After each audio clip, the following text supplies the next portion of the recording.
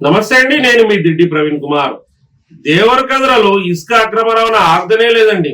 ఎంత ఘోరం అంటే ఓ రోజు పెద్దరాజమూరు, ఓ రోజు గురకొండ, ఒక రోజు అడ్డాకల, ఒక రోజు ముసాపేట్. కాదేది అనర్హం అన్నట్టు ఇష్టానుసారంగా ఒక్కొక్క మండలంలో ఒక్కొక్క రోజు. ఇది ఎంత అయిందంటే ఇసుక మాఫియా పూర్తిగా బరితెగించిపోయిందండి. ఎలాంటి పెట్టుబడి లేదు, పైసలు ఇసుక మాఫియా వస్తుంది, ఆ బెంజోడే వస్తున్నాడు, పైసలు ఇస్తున్నాడు. ఈ ప్రజాప్రతినిధులు లోకల్ ఉన్నోళ్ళు, సర్పంచులు ఇసుక మాఫియానే స్వయంగా నడిపిస్తున్నారండి. మేము ఒకటే చెప్పినాం, గతంలో చెప్పినాం, ఇప్పుడు చెప్తున్నాం, రేపు చెప్తాం. గతంలో దేవరకద్ర మండలం గూరుకొండలో ఇసుక అక్రమం నడుస్తుందని నేను సైతం స్పందించి పోరాటం చేయడం వల్ల కాస్త ఆగినటువంటి ఇసుక మాఫియా మళ్ళీ నిన్న రెచ్చిపోయిందండి. ఎంత ఘోరం అంటే గూరుకొండ సర్పంచ్ కుమారుడు ఎవరైతే పంతులు ఉషనప్పున్నాడో ఆయన్నే స్వయంగా ఇసుక మాఫియా రంగంలోకి దిగిండు.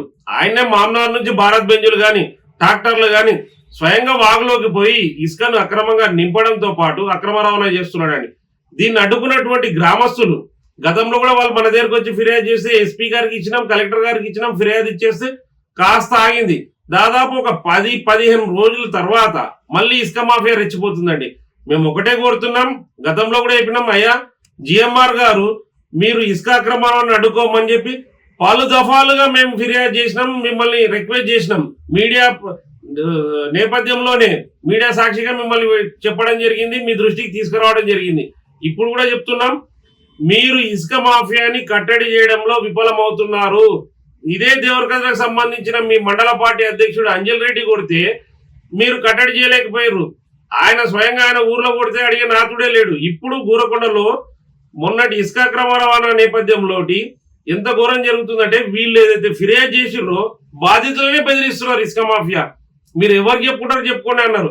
నిన్న తేదీ 4/7/2024 ఇసుక అక్రమ రవాణా రాత్రి 11:50 జరుగుతుంటే 50 ట్రాక్టర్లు 10 నుంచి 20 భారత్ బెంజుల్లోంటి ఇసుక అక్రమ రవాణా చేస్తుంటే అడ్డుకోవడానికి వెళ్ళినటువంటి అక్కడ గ్రామస్తులని ఇసుక మాఫియా బెదిరిస్తుంది.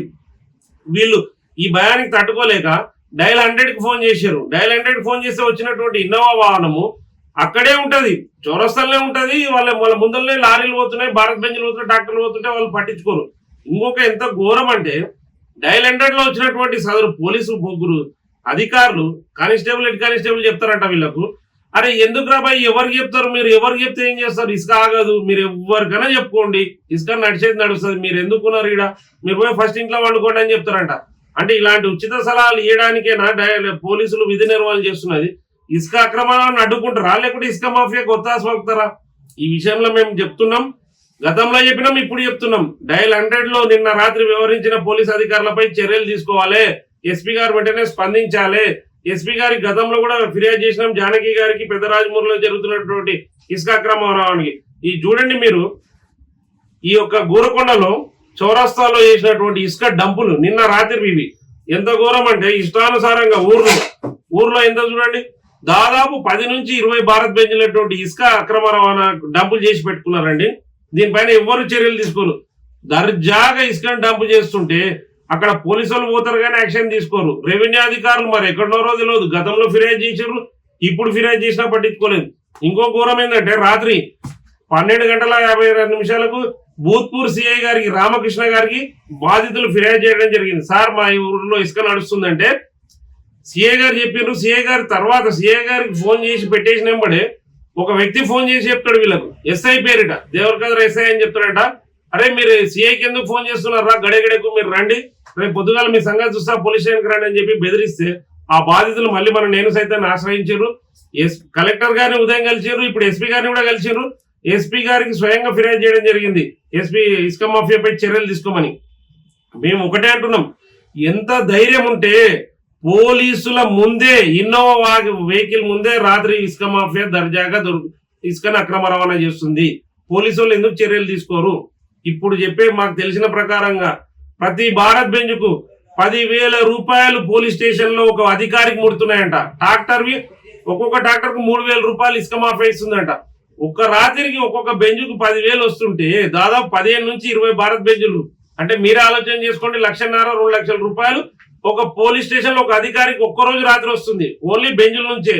మళ్ళీ ట్రాక్టర్లు 50 నుంచి 60 ట్రాక్టర్లు అంటే 3,000 లెక్కేసుకోండి. 3 15 అంటే 1,50,000 నుంచి 2 లక్షలు అంటే ఒక్క రోజు సంపాదన, ఒక్క రాత్రి రోజు అని చెప్పట్లేదండి, ఒక్క రాత్రి సంపాదన దాదాపు 2 నుంచి 3 లక్షలు, ఇక్కడ నుంచి 3 లక్షలు, దాదాపు 5 నుంచి 6 లక్షల రూపాయలు పోలీసు కొందరి అధికారులకు ముఠాయిస్తున్నారు ఇసుక మాఫియా. కాబట్టి వాళ్ళు కూడా ఏం చేయలేని పరిస్థితులు. దీనిపైన వెంటనే జిల్లా ఎస్పీ గారు స్పందించాలి, ఇసుక అక్రమ రవాణా పైన చర్యలు తీసుకోవాలి, ఇసుక మాఫియాతో చేతులు కలిపిన మీ పోలీస్ సిబ్బందిపై వెంటనే చర్యలు తీసుకోవాలని నేను సైతం డిమాండ్ చేస్తుంది. మరో ఘోరం ఏంటంటే వ్యవసాయ పొలాల్లో పైప్ లైన్లు వలిగిపోతున్నాయి, మోటార్లు ఇబ్బంది అవుతున్నారు, రేపు వీళ్ళ పంట పొలాలు నష్టమయ్యే పరిస్థితి అయిపోయింది. కాబట్టి జిల్లా ఎస్పీ గారు, జిల్లా కలెక్టర్ గారు దీనిపైన స్పందించాలి, ఇసుక మాఫియాతో చేతులు కలిపిన కొందరు పోలీస్ అధికారులపై చర్యలు తీసుకోవాలని నేను సైతం డిమాండ్ చేస్తుంది. చెప్పండి, ఇంతకు ఏం జరిగింది? సార్, నా పేరు శ్రీనివాసులు, మాది గూరకొండ ఊరు సార్. మేము రాత్రిలో ఉసుక నడుస్తుందని సిఐ సార్కు ఫోన్ చేసినాము. సిఐ సార్కు ఫోన్ చేసిన తర్వాత నేను ఎస్ఐకి ఫోన్ చేసి చెప్తా అని అన్నాడు.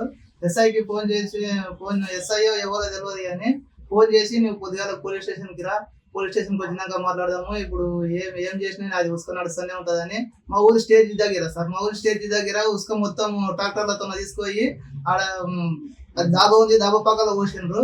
ఆడ పోయి ఎందుకోసం అంటే మేము దీర్ఘార ఎస్ఐకి వస్తున్నాము, ఊరు మొత్తం బండ్లు ఎస్ఐకే వస్తున్నాము, నీవే ఎట్లా ఆపుతావు, ఏ విధంగా ఆపుతావు, నువ్వు ఆపేది లేదు చేసేది లేదని 100 డైల్ కూడా ఫోన్ చేసినాం సార్. 100 డైల్కు ఫోన్ చేస్తే 100 డైల్లో 3 కానిస్టేబుల్ వచ్చిండ్రు.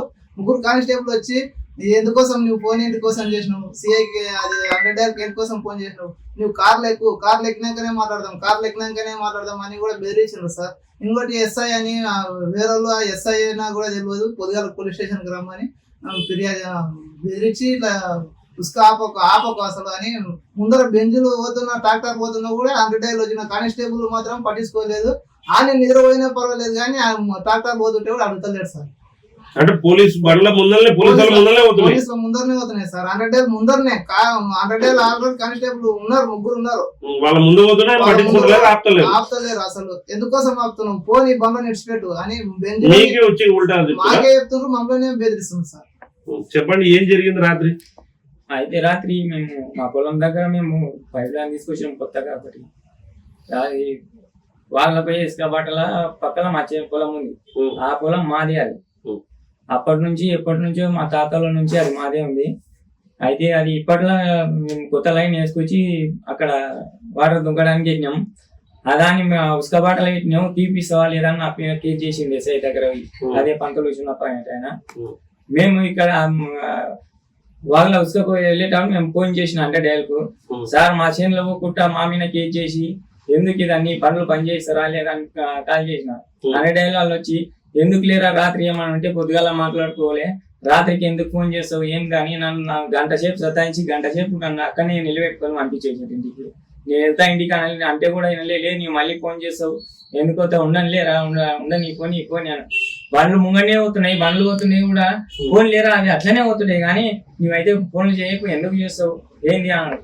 నాకు కావాల్సింది నేను భూమి కోసం ఆడిపోయినా, నా భూమిలో పోవద్దు, భూమిలో ఉన్న పైప్ లైన్ వలగొడుతున్నారని నువ్వు పోయిన వాడికి చెప్పినావు. కానీ పోలీసు వాళ్ళు వచ్చి ఏం చెప్తున్నారు, పోతే నడుస్తాయి నడవని నీకు ఎందుకు రా ఇంటికి అంటురా.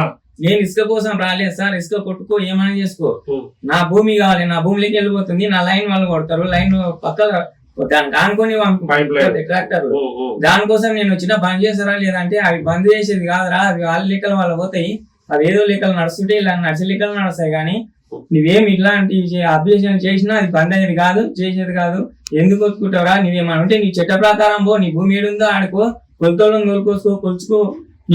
పైప్ లైన్ వలగొడుతున్నట్టే వాళ్ళు పట్టించుకోలేదు, పైప్ లైన్ తీసేయమని చెప్పారు, బాగా చెప్తారు. పైప్ లైన్ తీసేయమంటారు, నీవు వాళ్ళ బాటలు చేయాలి. పైప్ లైన్ ఎందుకు పెట్టినావు, పైప్ లైన్ తీసి నీ నడి చేనులోకి వేసుకో, పైప్ లైన్ పెట్టు. ఇది పరిస్థితి. ఇసుక మాఫియాకు ఒత్తాసు వలుకుతున్న పోలీస్ అధికారులు నిన్న పెట్రోలింగ్ లో ఎవరైతే ఉన్నటువంటి పోలీస్ అధికారులపై వెంటనే చర్యలు తీసుకోవాలి, వాళ్ళ బాధితులకు న్యాయం చేయాల్సింది పోయి ఉల్టా వాళ్ళకే చెప్తున్నట్టు నువ్వు పోయి పడుకోపో, వాళ్ళ బండ్లు నడుస్తాయి నువ్వేం చేయలేవని. కాబట్టి దయచేసి నేను సవినయంగా విన్నవిస్తున్నా, జిల్లా ఎస్పీ గారికి, జానకి మేడం గారికి చేస్తున్నా, తల్లి నిన్న దేవరకద్ర పెట్రోలింగ్ ఎవరైతే డయల్ 100 బాధితులు ఫిర్యాదు చేస్తే పెట్రోలింగ్ లో వచ్చినట్టు వాహనాల్లో వచ్చినటువంటి పోలీస్ అధికారులు సాక్షాత్తు వాళ్ళ ముందర భారత్ బెంజులు ట్రాక్టర్లు పోతుంటే పట్టించుకోకుండా బాధితులనే బెదిరిస్తూ నువ్వు పోయి పండుకో, నడుస్తాయి, నీకెందుకు రా, నీ చర్యల గురించి నీకెందుకు రా అని చెప్పి బెదిరించినటువంటి ఆ పోలీస్ అధికారులపై చర్యలు తీసుకోవాలని నేను సైతం డిమాండ్ చేస్తుంది. ఇసుక మాఫియాపై గోరుకొండ దేవరకద్ర మండలం గోరుకొండ ఇసుక మాఫియాపై చర్యలు తీసుకుంటారా లేదంటే న్యాయ పోరాటం చేయాలన్నా ఉన్నతాధికారులు వెంటనే స్పందించాలి. జిల్లా కలెక్టర్ గారు కానీ ఎస్పీ గాని లేని పక్షంలో న్యాయ పోరాటానికి నేను సైతం సిద్ధంగా అవుతుందని తెలియజేస్తున్నాను.